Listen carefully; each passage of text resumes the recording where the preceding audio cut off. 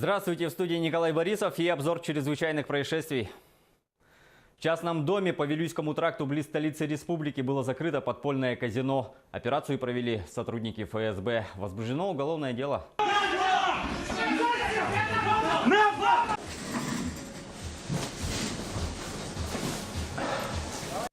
Зал был оборудован 2 покерными столами и иным необходимым оборудованием для проведения игр. По данным следствия, игры проводились каждый день, причем наиболее доходные и многочисленные в выходные. Выручка от организации проведения незаконных игр в день составляла более 70 тысяч рублей.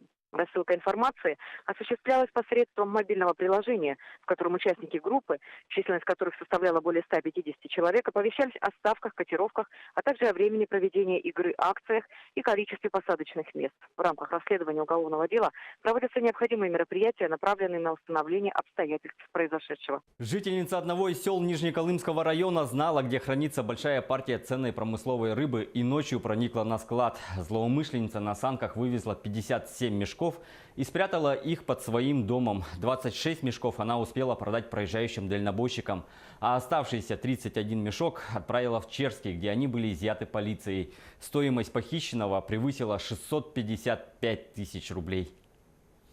Спасатели МЧС России, которые помогали в устранении последствий паводка, покидают территорию Якутии. Всего более 300 спасателей из Хабаровского края, Иркутской и Новосибирской областей находились в Якутии с 5 мая. Сейчас гидрологическая ситуация в регионе постепенно приходит в норму. Ледовый затор на Лене, из-за которого река вышла из берегов, ликвидирован. Уровень воды понизился. Федеральная группировка МЧС России, оснащенная соответствующим оборудованием и снаряжением, работала совместно с республиканскими аварийно-спасательными службами и формированиями различных ведомств. В республике устраняют последствия разрушительного паводка. В ряде районов, пострадавших от стихии, начались восстановительные работы.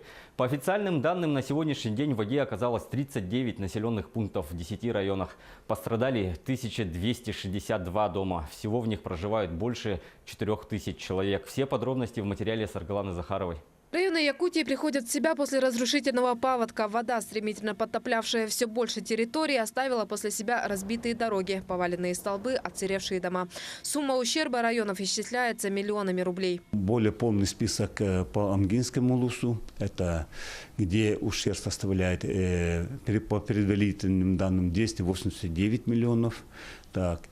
По Усмайскому улусу тоже представлены, где ущерб более 122 миллионов.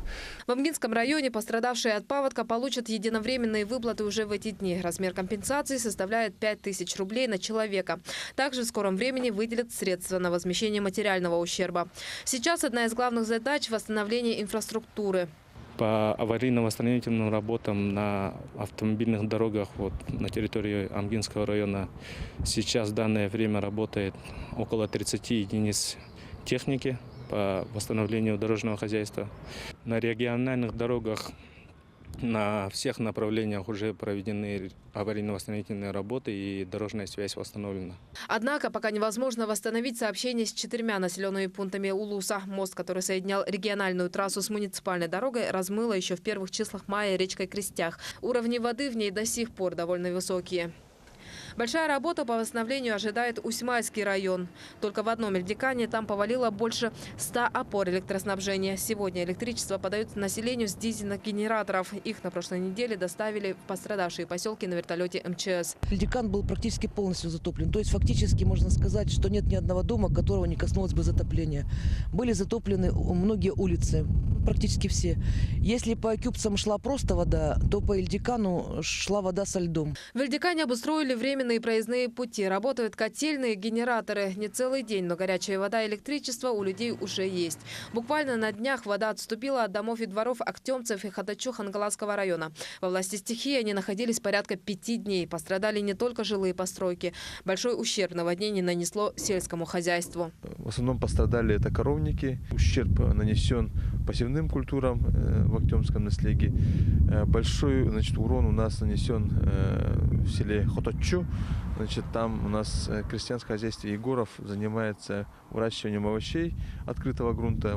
Там пострадала рассада по капусте и картофелехранилище. В эти дни в поселке для установления масштабов последствий паводка выехали сотрудники Минсельхоза Республики и Федерального Россельхозцентра, которые занимаются возмещением убытков сельхозпроизводителей.